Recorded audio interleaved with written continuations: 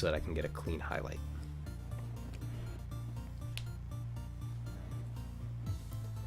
Hello, and welcome to my beginner tutorial for Out There Somewhere. I am Bearded Busker, and I've been speedrunning this game now for about 9 months.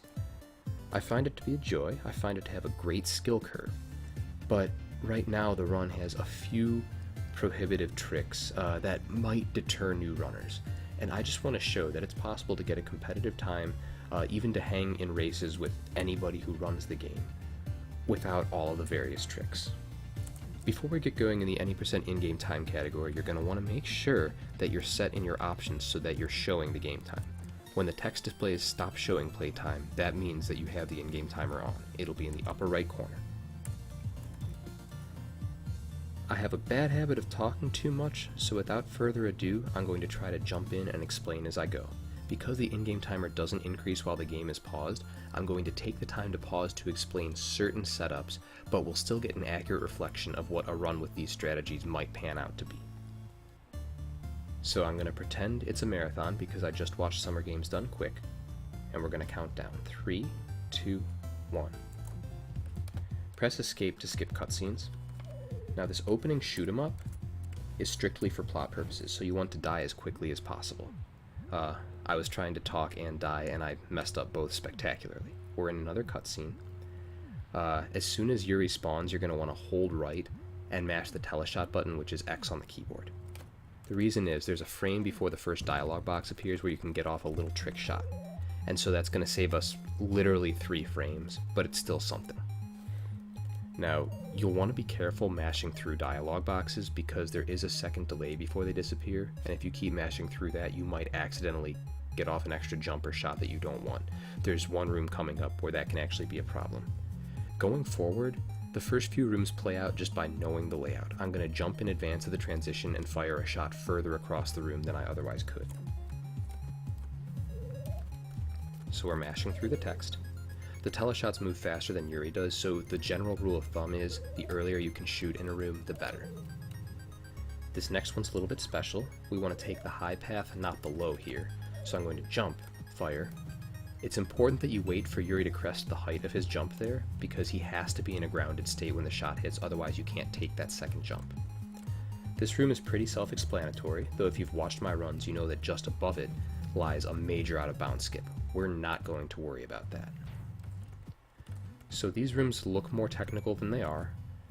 There's no major puzzle or anything, so just play them the way they're intended and gradually get faster at them. Sometimes I mess up the timing there and fall in the lava, but it's a 1/4 of a second loss, so it's nothing to worry about. In this next room, we want to fire off a shot right away. This is going to buy us enough time. If you want to touch that checkpoint to save, it's well worth it. Because this next room has the potential to kill you if you don't know what you're doing. There's a trick in here to save a few seconds that we're not going to worry about. You can play more aggressively than I am right now, but that chomper at the bottom of the room is on kind of a tough cycle to beat. Try not to shoot the red beams, it just wastes a shot and wastes time. In this room we're going to skip a dialog box by coming up and then to the right, rather than clearing the floor on the bottom. In in-game time categories that doesn't matter that much, but it's good training if you ever want to run collectibles %. So those who watch my speedruns will know that there's another out-of-bounds skip coming up in the room above this one. But again, we're not going to focus on that for now, we just want to get familiar with the path I'm taking. So we're going to fall down, back into up-down junction. As I transition to this next room, I can get a shot off before the dialogue appears. That's basically just showing off, it's not a huge time save. So you see, I'm kind of firing shots pretty freely to cross the room. Any one that you can work in saves a little time. The game pretty clearly wants us to go right here, but it's faster to go up and over. If you go to the right, you'll find a bridge that you have to drop down beneath. The shots that I just did are a little bit technical, so you are going to have to take some time to practice them. But now being up here, we don't have to go down to the tree man's domain, and we can just head right to the city. I'm going to pause in a second because we are going to learn one little advanced trick shot. Even though this is the beginner run, I can't help myself. It was the first thing that I learned, and so I want you guys to learn it too. So from where I'm standing right now, I'm actually too far to the right. We need to be at least a tile away from this wall. So I'm going to stand here. I'm going to fire a shot in a moment, and then just before it hits the wall, I'm going to turn around and fire another one. When you touch that gun icon, there's a few frames before the game pulls up a dialogue to tell you got the gun, and it's still running. So our return shot can hit and we can actually warp back onto this ledge before the dialogue box telling us we got the gun. So I'm going to try it out. Shoot, right, shoot. Got it. Don't waste too many hours trying to get that because it's only for 2 seconds, but it's something kind of neat, I think. So again, I use that blue beam to clear that entire room, and it's always worth it when you can clear a room with a shot. In the room double jumping, there are some advanced strats that you can go for eventually. I'm going to make a tutorial for intermediate runners, but for now, we're just going to play the room the intended way. In the room to the right of here, there's one gate that we have to get a teleshot through to keep going. There's zero risk for trying to do it on our fall. You're going to see I'm going to jump off this ledge and then I'm going to try to hit the shot as soon as I transition into the room. It's kind of tricky to get used to, but again, it's worth going for now because it's zero risk. Try and focus only on Yuri's height, not his X position.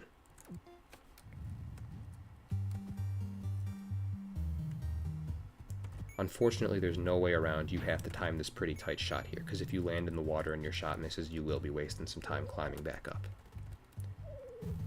Oops, I actually just messed up there.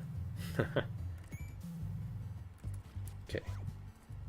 So here again, it's important for the shot that I'm about to fire that Yuri be on his way back down to the ground before you fire. Otherwise, he won't have time to land on the ground to get a jump off. Shoot, jump. This is the room where we first encounter the famous green beam jump. I'm not going to be doing it for right now. If you wait until you're on the very corner of that glass tile, you can actually skip shooting the final block. So we are going to try that. We can just go up and over. So we're going to fire a shot, then a teleshot, and jump, clear. This room is a little bit treacherous. There's a lot of monsters. And I'm just going to try to beat the main cycle so you can see about the rhythm to go for it. Maybe we'll practice failing. You just got to drop straight down there because that bat will get you if you move at all. Actually, that worked fine. So here we clear these blocks, turn around. Again, you want to be on your way down to fire this shot so you can jump up here. Normally you're supposed to use these mirror tiles on the far right to help you, but we're speedrunners, so we're gonna navigate those finicky timings. For the most part, for the rest of the run, the route itself is straightforward, and I'm just showing sort of the smoothest way through the room. If you play through a slower way on any given room, there's no consequence later in the run because it's screen-based. Now at the base of the tower, this energy brute presents kind of a challenge. We're going to take the time to kill him now, but his hitbox is not as tall as his sprite. So we can actually fire a teleshot to his uppermost pixel and not have to fight him, but it makes everything in this room stressful, no matter what level you play at. So for now, we're going to go 1, 2, 3, 4. Note that for a few frames after the animation clears on that little shot explosion, it will still damage you. That's why I waited. So we got to make sure the chomper's in a good position for us to... Oh, well, we didn't wait because I'm a baboon. Sorry. So we go through all that again. We want to make sure that this chomper is nice and away from the wall and from the edge to climb up. So we're going to get around behind him and stay safe. In this room we kind of free fall. You've got a 1-tile window there to hit. It's kind of tough. And again, I wanted to make sure the chomper was away from the wall. That's why I waited to fire that next shot up the green beam. We got to clear some blocks here. I go lower right, lower left, clear left, right, right. I did not mean to clear the one on the far right. So you saw that I just wasted a shot up that green beam. That's why we needed that out of the way. In this room, it's pretty self-explanatory. You just climb and shoot, but we want to take this outside path, not the inner one. And then if you jump at the very corner there, we're going to land on an elevator and not have to worry about the chomper as a result. So we can save time by teleporting here. If you're feeling particularly advanced, you can actually anticipate and hit those elevators. Same in this room, you can anticipate that little gap and thread the needle. So we're going to drop down, go through these gates. And so what I just did, there's no way around that. It's not as advanced as it looks. Just think about firing the shots and not where they are in the air. For most of the rest of the game, you notice the background is the shape of tiles. And that is really helpful for us, because we essentially have a built-in way to line up all of our shots. We have to talk to that guard to open the gates. That's why we're backtracking now, and you see that gate in the upper right is now open. So you just want to use every teleshot you can. Here we have to jump, get a shot up here and in here. And so the second shot is the one that actually hits first. This game makes us think fourth dimensionally. In the basement, we're going to drop down. You just have to get used to this rhythm. It's hard to play casually or in a speed run. And now, in this room, you just go for it. You run left and you'll never miss. Fire the teleshot before you run into the chomper. We have to shoot down here before we can teleshot up here. We're going to do a little death warp because we touched that checkpoint. It's actually faster to die and come back here. The game remembers that we talked to the guard. Alright, so in most speedruns, this is a race to beat that elevator cycle down, but we're going to play it safe. You want that elevator to be rising when you shoot and when your shot hits. If it's falling when you spawn, you will die instantly. Now we just climb this elevator, and we fire. The next room requires just a little bit of bravery. There's an energy brute who's as tall as the corridor you go through, but if you hold right and time everything right, you'll never miss. So the second we go in, we fire a teleshot. The second we're in the opening, we fire our shots. And with our fire rate, we'll get 4 off before he ever has a chance to harm us. In fresh air, just hold right, but you gotta jump before the last bat. Now in this room, I'm gonna take the time to kill this guy. There is an advanced jump that we can use that I'll show off in the intermediate tutorial. For now, we just go around like this. That same green beam jump I talked about several minutes ago makes an appearance here, but not just yet.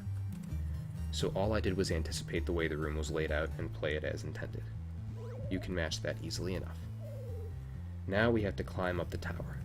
Unlike the other enemies in this game, the ghost will actually eat your teleshot and spawn you, so you die, so you want to stay way clear of him as you're climbing. Alright, so now again we have another energy boot to clear because he's on the platform we want to use. I actually took a risk I didn't need to take there. I very nearly ate shot. Okay, so we want to teleshot, not run there, because otherwise we'll fall through the bridge and not get over in time. We can do a final green beam jump in this room, but we're not going to worry about it now. We just want to shoot left, land on the glass, jump, jump, shoot, turn left now so you have your shot ready to return. Alright, so now, this room looks fancier than it is. You just jump and go left, and you'll never miss. I like to try and time it so that just before I know he's taking a shot, I drop down, and then I have enough time to land next to him and clear him. There is a skip for the third and final alien guard. We're not going to use it yet. So you fire a teleshot, you see you don't touch the brute, so don't worry about him.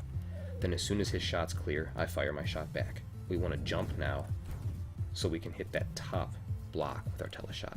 Oops, that was a mistake. So now we come back in here and we jump and fire a shot first thing, jump, make our return shot, and we're on our way back. As soon as we transition here, we make another shot, and we climb. Now, in an homage to the Metroid screw attack, we're just going to climb. Make sure you get 2 tiles of height from each jump, and make sure you hit the left wall first. Those bats will never be an issue. Oh, I lied. I don't know why it was different that time. I honestly don't. But you see, you've got plenty of time to watch Yuri fall and also keep your eye on the teleshot.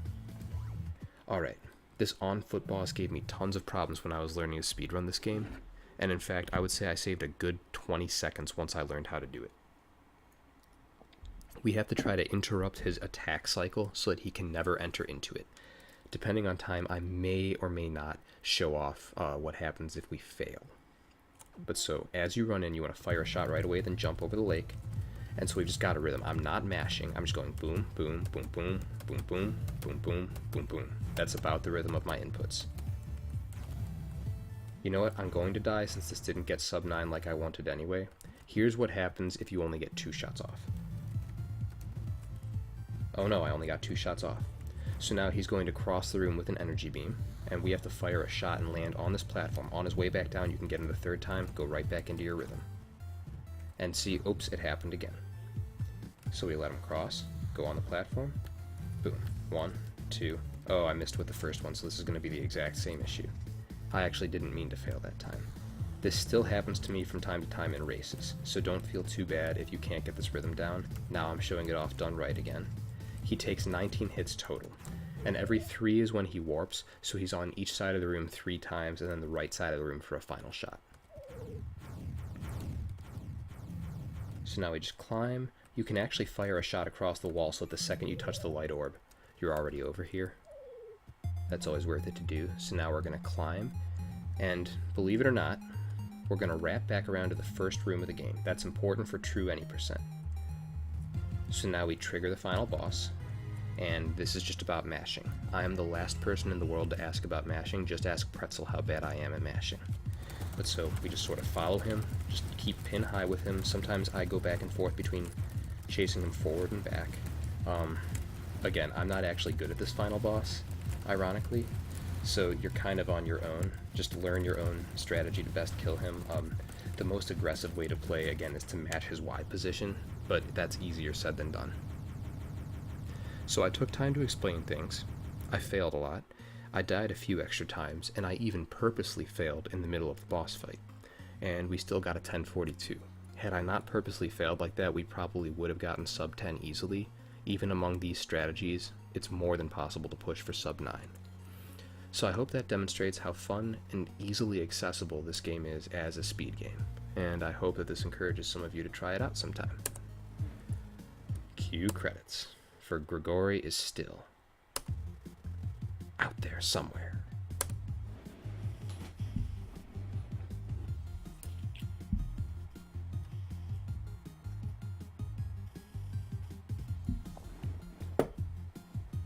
Thank you, Pretzel. I'm going to keep that in the highlight.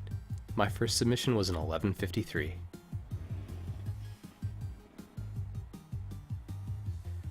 Thank you, Dark Saint.